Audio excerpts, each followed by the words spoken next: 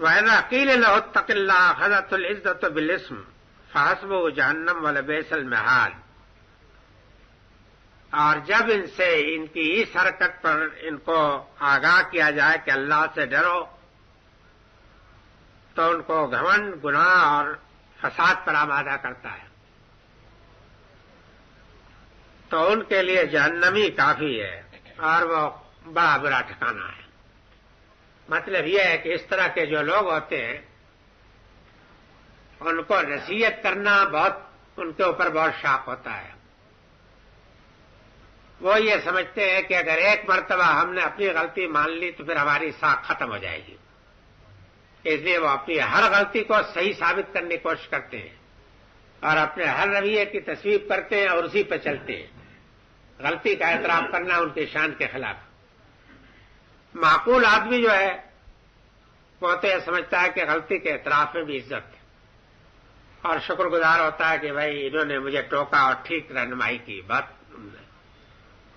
لیکن جو آدمی منافق قسم کا ہوتا ہے تو اس کے اندر ایک پندار ہوتا ہے، وہ یہ سمجھتا ہے کہ اگر میں نے اپنی ایک بار تو غلطی مان لی تو میں غلط کار مخلوق مان لیا جاؤں گا اور پھر میرا اعتماد و میری ساکھ یا میری قیادت اور امامت خطرے میں پڑ جائے گی۔ یہ ہوتا ہے، یہ نفسیاتی طور پر ہے۔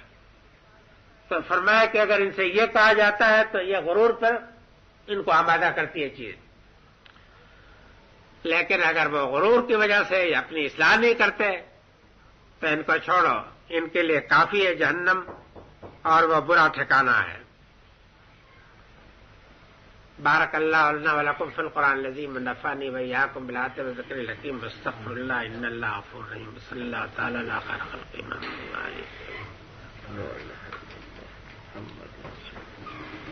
محمد کس نمبر تک ہوا ہے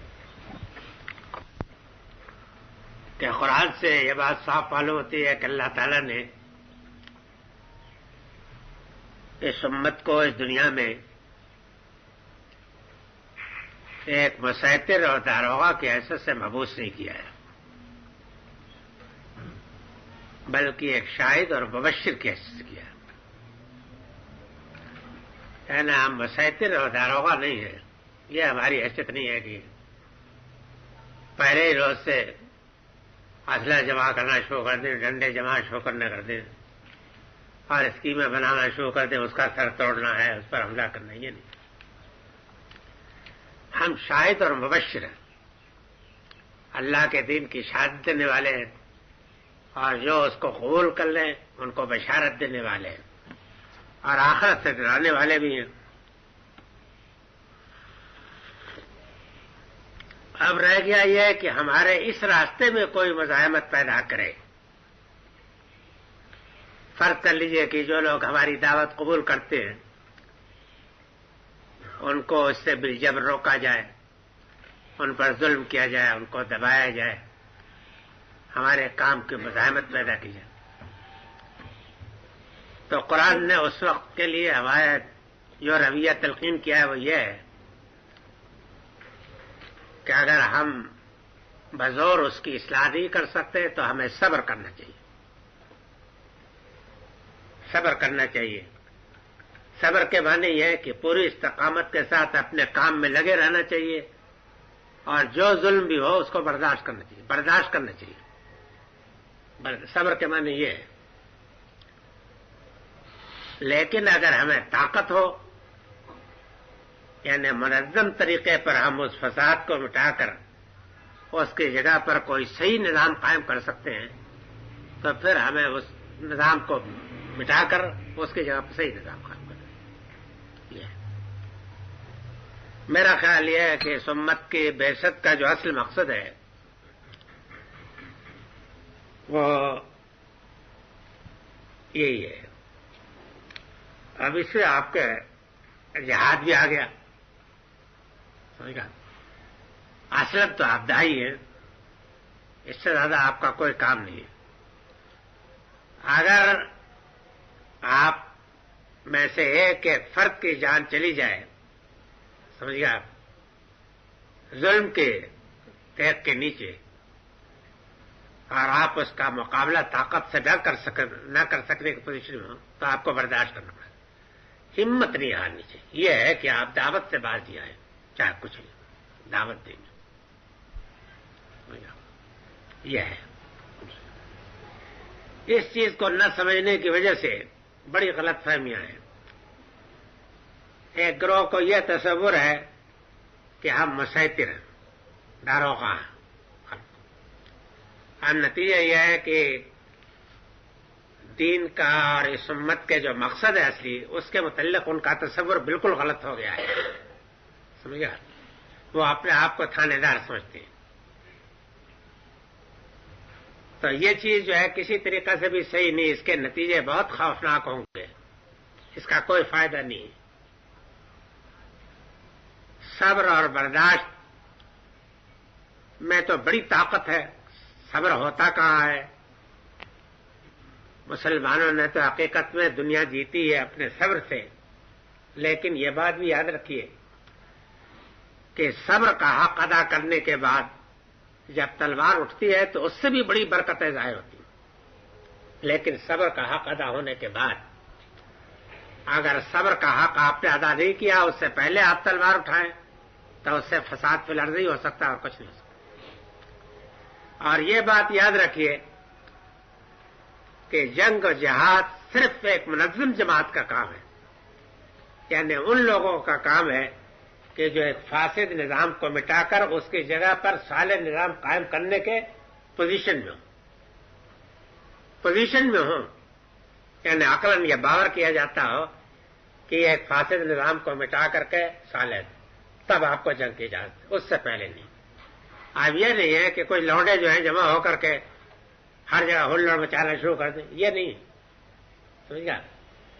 یہ تو حقیقت میں غنڈہ گردی ہے. اس میں کوئی فائدہ نہیں. یہ ضروری ہے.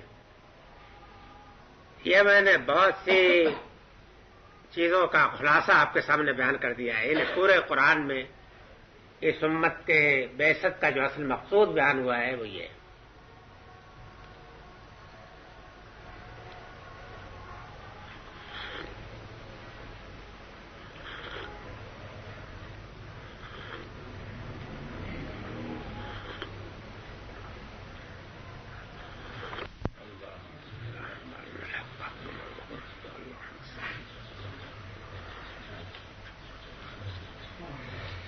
اللهم أرنا الحق حقا وارزقنا اتباعه وأرنا الباطل باطلا وارزقنا اجتنابه.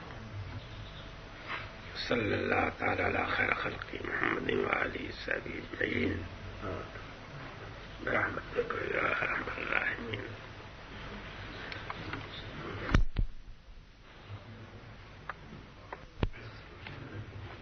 أعوذ بالله من الشيطان الرجيم. بسم الله الرحمن الرحيم. ومن الناس من يشري نفسه ابتغاء مرضات الله والله رؤوف بالعباد. اور لوگوں میں ایسے بھی ہیں جو بالکل اپنے آپ کو تج دیتے ہیں اللہ کی رضا طلبی میں، اور اللہ اپنے بندوں کے اوپر بڑا ہی مہربان ہے. اوپر کی آیات میں منافقین کا ذکر تھا کہ جو ہمیشہ نیمے بروں نیمے دروں کی پالیسی رکھتے ہیں، منہ پھیر کر ادھر کو بڑھا کے ہاتھ. حالانکہ ایمان کی شرط اول یہ ہے کہ ادخلوا فی السلم کافۃ، یعنی سموچے کے سموچے اپنے آپ کو اللہ کی بندگی اور اطاعت میں داخل کرو بغیر تقسیم کی. تو منافقین کا ذکر کیا تو آپ کو آئیے ہے کہ سب ایسے ہی نہیں ہیں. اللہ کے وہ بندے بھی ہیں کہ جنہوں نے واقعی اللہ کی رضا جوئی کے لیے اپنے آپ کو تج دیا ہے، یعنی بالکل فروخت کر دیا ہے، بیچ دیا ہے. مطلب یہ ہے کہ اللہ کی رضا کے بدلے میں جو انہوں نے بے کیا وہ مکمل ہے. اب اس کے بعد اس میں کسی قسم کا اپنے پاس بقایا نہیں رکھا، انہوں نے سب دے دیا ہے. واللہ رؤوف بالعباد، اور اللہ بڑا ہی مہربان ہے اپنے بندوں کے ساتھ۔ یہ آیت اور اس مضمون کی آیت قرآن مجید میں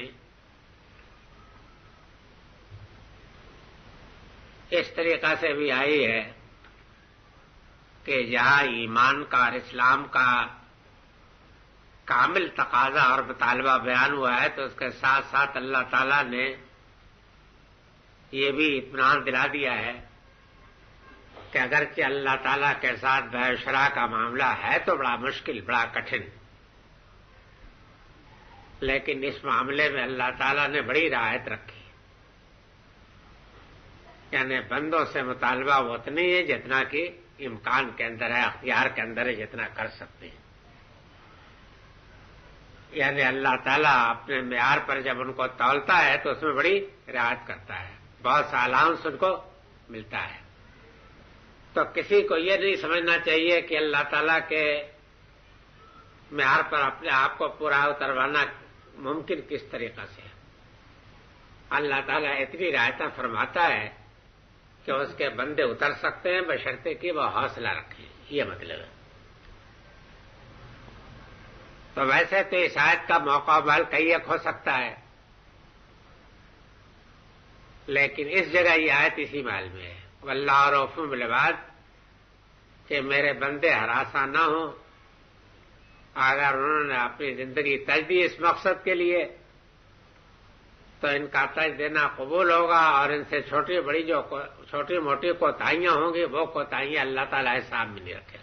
اور واقعہ یہی ہے، قانون یہ ہے کہ جو بڑے گناہوں سے بچتے ہیں، چھوٹے گناہ ان کی روزمرہ کی نیکیاں محو کر دیتی ہیں،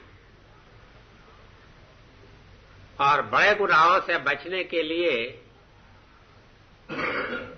بہرحال فطرت کے اندر بھی، قانون کے اندر بھی، معاشرے کے اندر بھی ایسے دوائی و محرکات تو موجود ہیں کہ آدمی بڑا ہی بے شرم ڈھیٹ نہ ہو تو ان سے بچنا چاہیے، اس کو بچ سکتا ہے، الا کہ معاشرہ اتنا بگڑ جائے کہ پھر اس کے اندر کوئی جان نہ باقی رہ جائے۔